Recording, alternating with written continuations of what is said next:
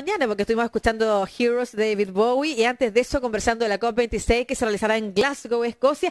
Y ahora nos conectamos con Londres, la ciudad de nacimiento de David Bowie, por lo demás. Con Javier Zajuria, cientista político, director de Espacio Público y profesor en Queen Mary University of London, para hablar del próximo gobierno y si este sería un gobierno de transición y qué implica aquello. ¿Cómo estás, Javier? Hola, Lucía. Bien, aquí estamos, en Londres. En Londres con tú más decías. solcito. No, hoy día hace un día de frío y lluvia. Ah, ya, te Pero veías bueno, como ya bien está llegando el otoño ya. te veías bien iluminado, entonces me parecía que había que resaltar que Londres estaba con sol. Pero no, luz artificial. Es artificial, sí. Ya, oye, Javier, muchas gracias por este contacto. Te llamamos habitualmente cuando queremos conversar de estos temas y en particular hoy, a propósito de las declaraciones de él o de las respuestas que dio el vicepresidente de la Convención Constitucional al panel de tolerancia cero a fin de semana, sobre si era posible que la Convención Constitucional definiera acortar los periodos de los cargos de gobierno, del Congreso, si era posible que eso ocurriera, y él contesta, de acuerdo a lo que dice la Constitución, que sí, es posible en la medida que eso sea aprobado tanto en el Pleno de la Convención como en el plebiscito de salida.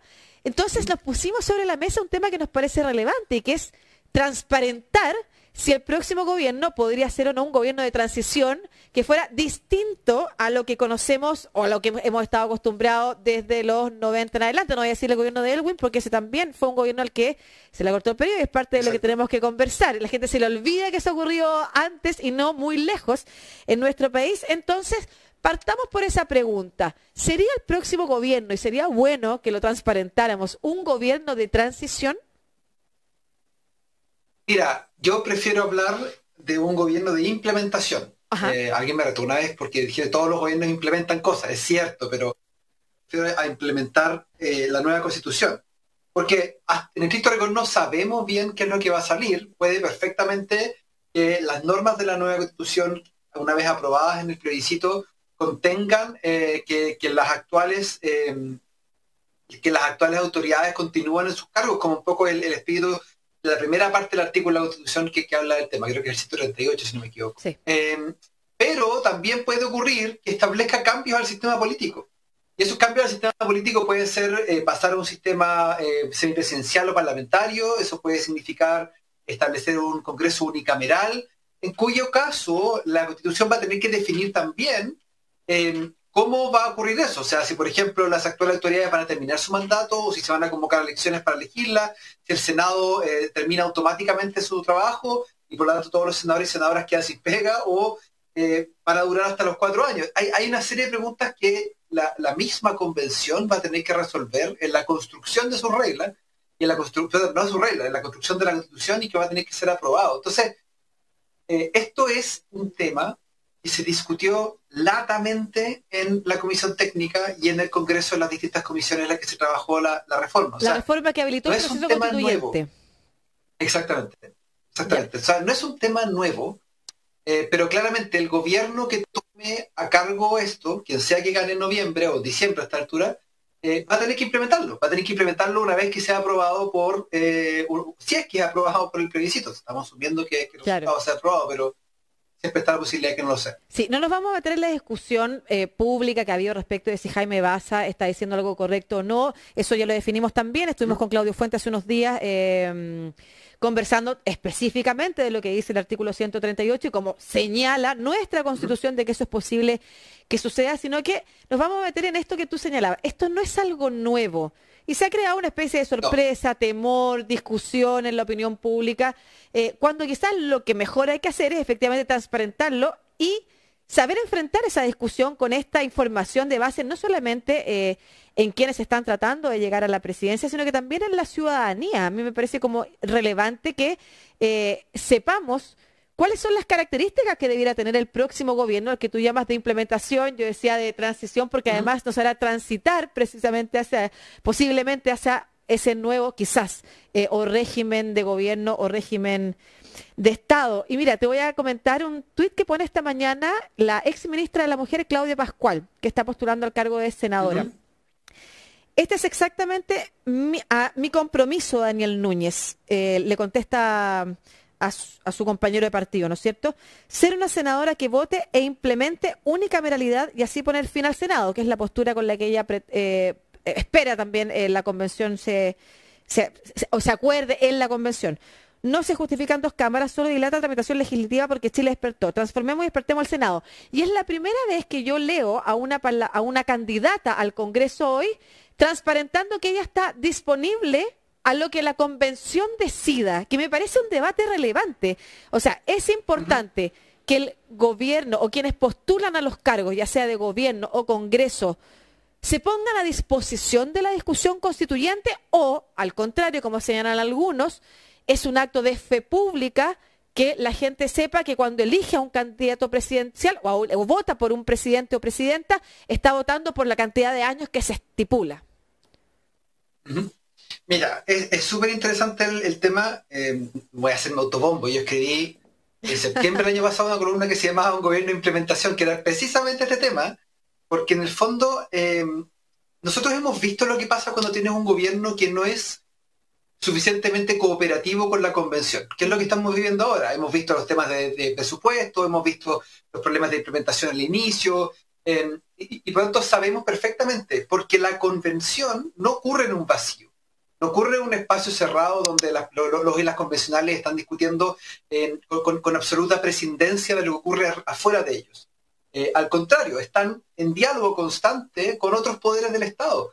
Y eso es correcto y de hecho es deseable en mi opinión, porque por ejemplo, una vez que se fije un texto constitucional, el Congreso que esté en operación en ese entonces va a tener un trabajo gigante de armonizar ese nuevo texto constitucional con la legislación vigente. O sea, va a haber un montón de reglas que probablemente van a necesitar ajustarse, cambiarse, derogarse, modificarse a partir de lo que diga la nueva Constitución. Esto es lo mismo que pasa cuando se cambia, por ejemplo, una ley orgánica de un ministerio, y hay que actualizar los reglamentos, y hay que actualizar los decretos, y hay que hacer todo un proceso de trabajo, y ese es un trabajo que hay que hacer.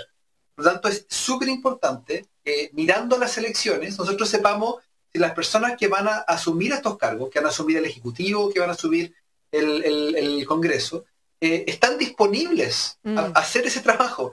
Porque el éxito del proceso depende no solamente de un texto que sea discutido por los y las convencionales, sino además porque las disposiciones de esa nueva Constitución sean llevadas a cabo y sean armonizadas con el resto de los ordenamientos jurídicos. Entonces, a mí me parece que en un mundo ideal, cuando pre-COVID, la idea era que esta discusión no se diera en una elección presidencial entre medio. Claro.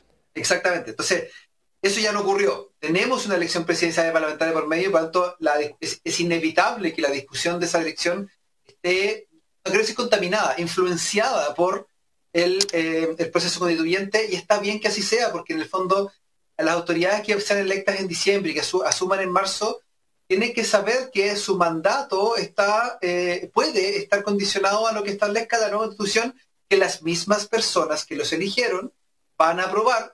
Entonces tampoco es como que aquí alguien le esté pasando gato por liebre, ni a los electores ni a las autoridades, sino que el sistema permite que las personas los que votamos tengamos la posibilidad de decir si nos gusta esa Constitución, y eso puede tener cambios en las actitudes.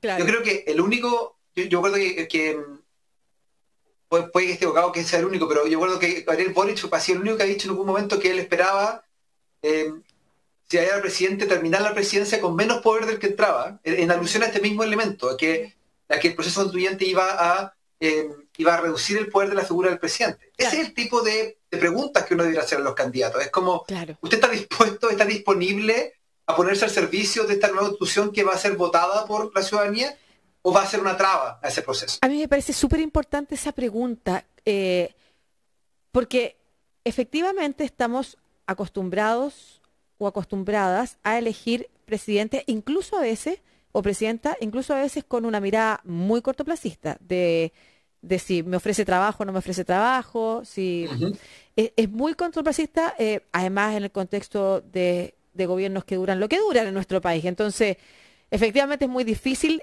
discutir políticas de largo plazo cuando, bueno, y es un poco lo que le pasó a la presidenta Bachelet, ¿no es cierto? Y a su programa reformista, que se tuvo que exponer precisamente a la de alguna manera, a lo popular o no que estaba haciendo su gobierno y luego las decisiones que su misma coalición tomaba o no, con miras a una nueva elección, prontamente una nueva elección. Entonces, es difícil entrar a un gobierno o tratar de ganar una elección solamente postulando ideas de políticas de largo plazo, políticas de Estado que pudieran mejorar las condiciones, no solamente las presentes, sino que las futuras.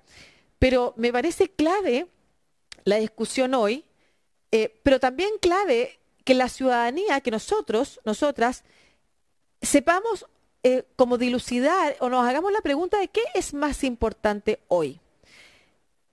Que se respeten los 4 años, como han dicho algunos, ¿no es cierto? Los 4 años o lo que duren los cargos que sean elegidos, porque eso es lo que va a votar la gente, o que se sepa que es los próximos gobiernos, ya sea los próximos poderes, quienes estén en los poderes legislativo, ejecutivo, quienes se tengan que poner a disposición de lo que la nueva Constitución determine. Mira, mi opinión personal es que no tiene mucho sentido que alguien diga públicamente que no se va a poner a disposición, porque eso sería básicamente violar el mandato constitucional por el que están asumiendo.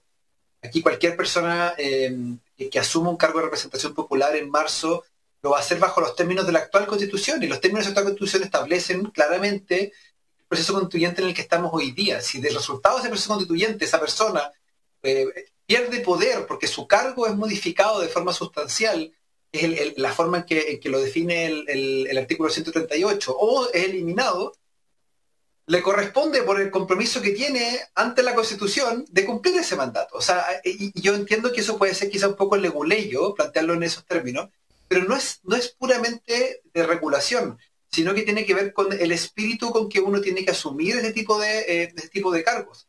Si no, no tiene mucho sentido, y por lo tanto, si el próximo gobierno va a durar o no va a durar 4 años, yo espero, porque hasta el momento así lo han demostrado, que en la convención va a tener una conversación con altura de miras al respecto.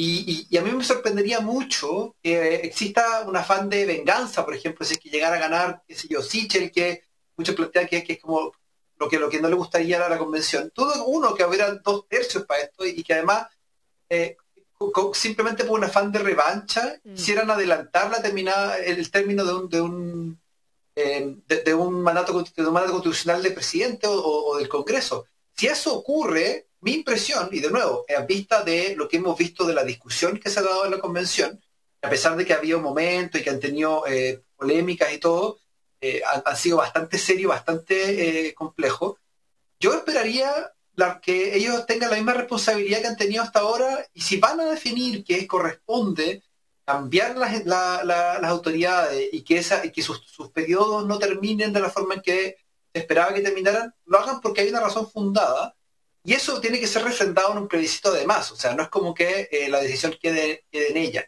Entonces, sí, estaba pensando... a mí el que dure no 4 años me parece menos relevante que la pregunta de si cuál es la parada que va a tener estos gobiernos, claro, respecto a la nueva Constitución. Claro, y eso preguntaba yo respecto de si lo más importante es que efectivamente quienes lideren el próximo gobierno estén supeditados o si ese proceso esté supeditado a la implementación de la nueva Constitución, o al revés, porque va a ser parte de la discusión, pero también va a ser parte precisamente de como los acuerdos de los sectores, ¿no es cierto?, en torno a los resultados de la elección. O sea, probablemente va a incidir en esa postura los resultados de la elección, y por eso también me parece positivo que este debate se haya adelantado. De alguna manera, algo que me parece bueno de lo que sucede a partir de las declaraciones de Jaime Baza es que podemos empezar, así como vemos a Claudia Pascual, a otras candidaturas, empezar a manifestarse cuál es su disposición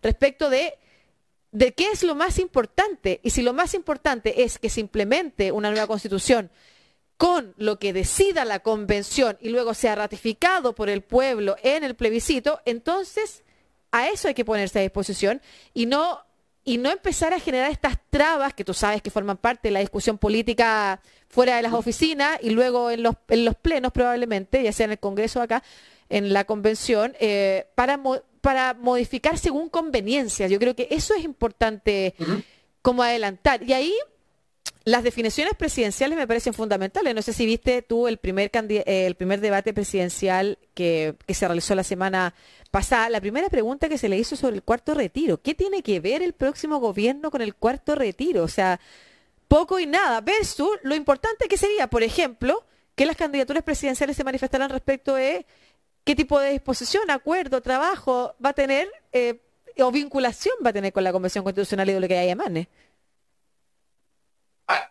Sí, yo discrepo un poco con el tema del cuarto retiro, porque los estragos que va a dejar el cuarto retiro los va a tener que lidiar el próximo gobierno, así que también es importante comprender las posturas que van a tener, porque las consecuencias del cuarto retiro, bueno, no solamente el próximo gobierno, sino que yo creo que son consecuencias de largo plazo. Pero la inflación puede tienes razón en eso, solo que las respuestas tenían tanto que ver con lo contingente, con hoy, con si hoy la gente necesita la plata, tiene más que ver con la capacidad. Fíjate que yo la interpreto más con la capacidad de liderar tu sector, si tu respuesta en realidad tiene eco en tu sector. Mira, a mí como en la clave de esto, yo creo harto en las profecías autocumplidas o los efectos performativos, o sea que de tanto decir algo se cumple por el hecho de que actuamos a partir de eso. Déjame explicarte a qué me refiero. Nosotros estamos bien acostumbrados a operar sobre todo en el mundo público político, sobre bases de desconfianza. El Estado desconfía de las personas, al nivel, lo vimos cuando empezaron las primeras ayudas del IFE, etcétera, en que la forma en que se planteaban todas las reglas, lo vemos todos los días en las interacciones que el Estado tiene con la ciudadanía, siempre hay una lógica de desconfianza. El Estado se pone sobre la idea de que alguien puede falsear el proceso. Y eso también funciona, y no sin razón, pero también funciona en la relación que tienen las autoridades y los ciudadanos. Cuando se plantea una norma, una regulación, la primera pregunta es ¿qué pasa con los que se quieren saltar la fila? Y la respuesta a la ciudadanía es la misma. Hay una lógica como de desconfianza hacia la labor de las autoridades.